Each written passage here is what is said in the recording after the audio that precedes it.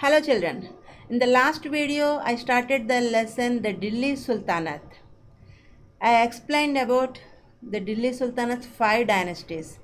Now in this video what are the sources of our Delhi Sultanates? Now let us discuss finding about the Delhi Sultans. Already you know very well. If you want to know anything, you want some of the sources. Inscriptions, coins, architecture, books. These are the main sources of you learn the history of our past. Okay. Although the inscriptions means children, did you know what is the meaning of inscription? Yes, inscriptions are the sources of you learn history.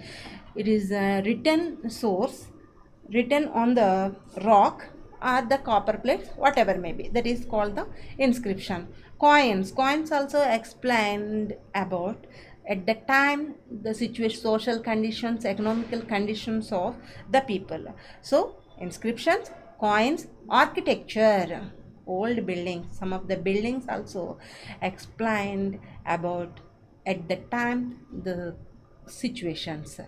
These are all things provide a lot of information. You learn the history of our past. Especially valuable histories are Tariq or Tawarik. Tariq is a singular, Tawarik is a plural form. Okay, Tariq and Tawarik written in Persian. These are the books, some of the books written in this Persian language. In those times, those people know very well the Persian language. Their orders, their inscriptions, all are written in that Persian language. The others of Tawarik were learned men. These members, not only the ordinary members, those people are very intelligent person. Those people works in the king's court as a secretariats, administrators, and poets and courtiers. These people all are works like a secretariat, administrators, poets, and courtiers. Like that, these are all people worked in the court of the king. So they know very well about the king and their decisions, all the things what happened in the society. Those are all things they written in one books.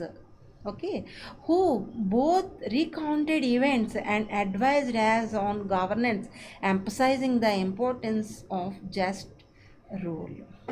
Sometimes they advised to king how you are ruling.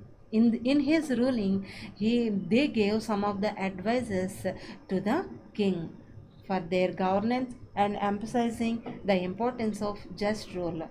One of the example is given in this textbook. You see the circle of justice. Here a king cannot survive without soldiers. Without soldiers a king cannot survive. Soldiers is the life of the king. Soldiers protects the life of the king. That's why soldiers are very very important for every king. So a king cannot survive without soldiers, and soldiers cannot live without salaries.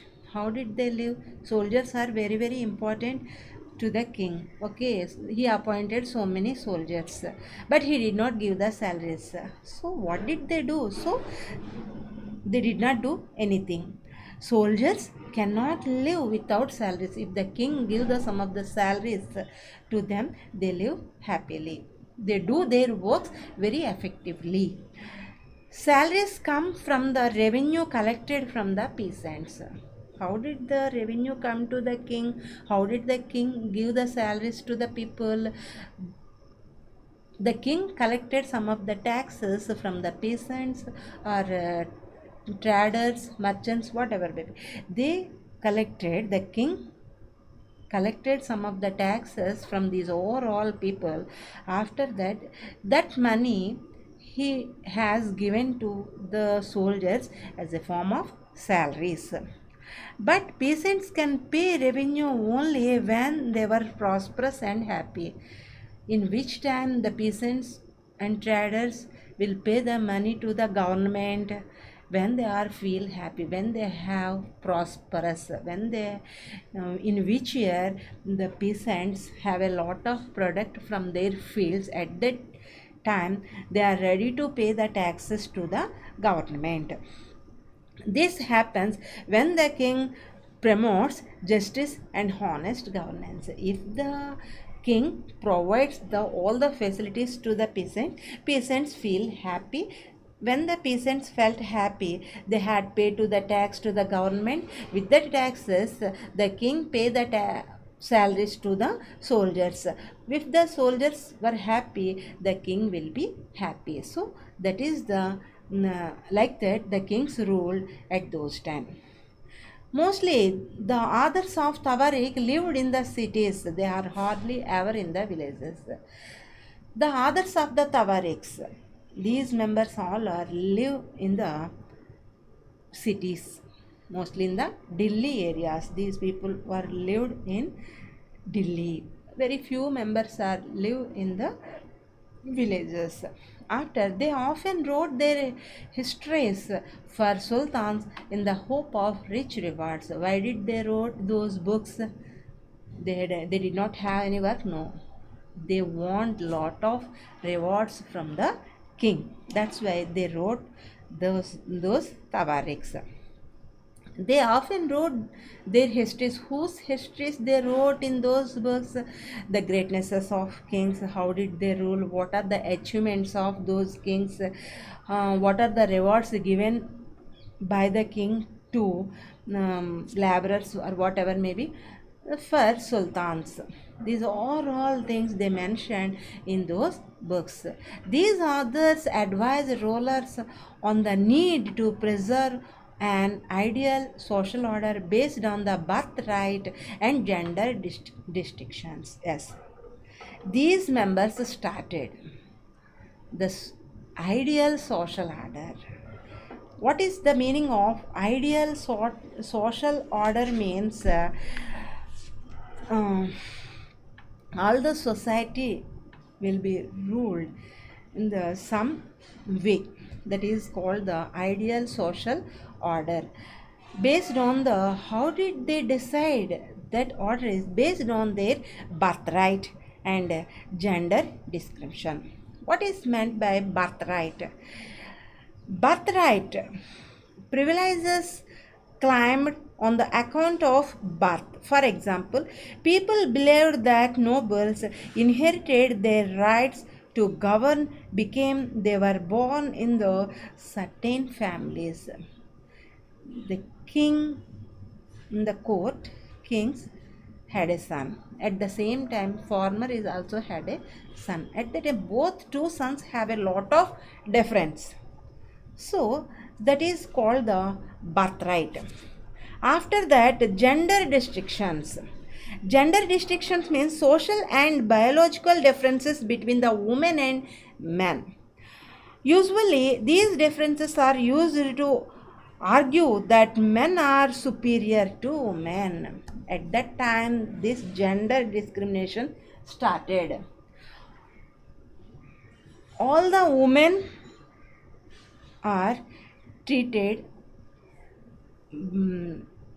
treated by the men.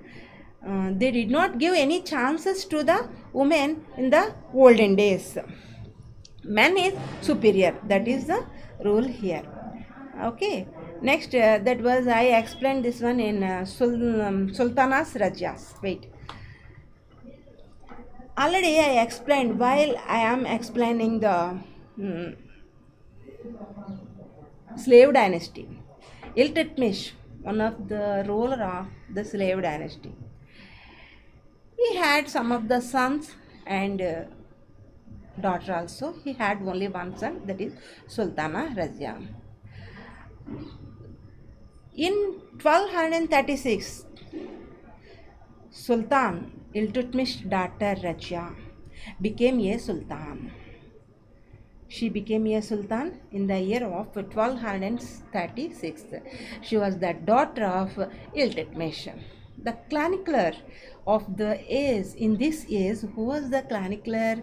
Minhaj I Siraz. Minhaj I Siraz is one of the great historian lived in that time of Sultana Razia.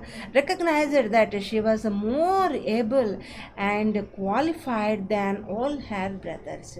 She had some of the brothers also, but all the compared to brothers and she is the more capable person to rule our India. That's why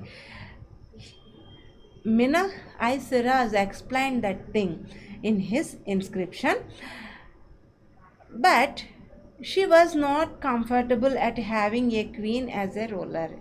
He ruled only 4 years in our country. At the time, she faced so many problems. No one did not accept her ruling, nor were nobles happy at her attempt to rule independently. No, a single woman, how did she rule? The, those nobles also, they did not accept the ruling of the Sultana Raja. She was removed from the throne in the year of 1240. So many nobles and great people and her brothers, these are all members, they did not accept the ruling of the Sultana Raja. She was removed from the throne in 1240 year. What he wrote, Minhaj Siraz wrote what he wrote in this inscription that is given in your textbook. See this. Minhaj Siraz thought that the queen's rule went against the ideal social order created by the god. It was against created by the what was created by the god, that was totally collapsed. He wrote in this, in which women were supposed to be a subordinate to men. Generally, women were supposed to be a subordinate to men. He therefore asked in the register of God's creation, since her account did not fall under the column of men, how did she gain from all her excellent qualities? How many qualities she had? Those are all not useful. She is a woman. That's why it is the against of the ideal social order created by the god. Those are all members explained like that. On her inscriptions and coins, Raja mentioned that she was the daughter of Sultan of Iltutmish. On her inscription, she wrote about herself and the daughter of the Sultan Iltutmish. This was in contrast to Queen Rudramadevi. At the same time, Rudramadevi is also ruled in our country. At the time, she is also faced so many problems. Some of the times, she changed her name also. Rudram Devi ruled between the period of 1262 to 1289 of Kakatiya dynasty of Warangal, a part of modern Andhra Pradesh. Rudram Devi changed her name on her inscriptions and pretended she was a man. How did he change her name as a man? She was a man. Another queen, Didda, ruled in Kashmir in the year of 980 to 1003. Her titles is interesting. It comes from Didi, or elder sister. In Hindi, Didi means elder sister. Like that, her name Didda came to her. An obviously affectionate turn given to loud ruler by her subjects. So many members faced so many problems at that time, only the women rulers. Why? These are all against of the ideal social order created by the god. So many nobles, historians, people also, they did not accept the ruling of women and those days. Here, one question is given to you, children. Write of your own. Express Mina's ideas in your own words. Do you think Raja shared these ideas? Why do you think it was so difficult for a woman to be a ruler? What are the problems she faced? Those are all things you write in our AHWs. Okay, children. In this video, I explained you about the history of the Sultana Razia's history and Rani Rudramadevi, women social order created by the god Iltutmish daughter Sultana Razia. In the next video, I want to explain you the how did the Delhi Sultanate people ruled our country? How did they protect their towns? What are the names of those towns? Let us discuss in the next video. Okay, children. Bye.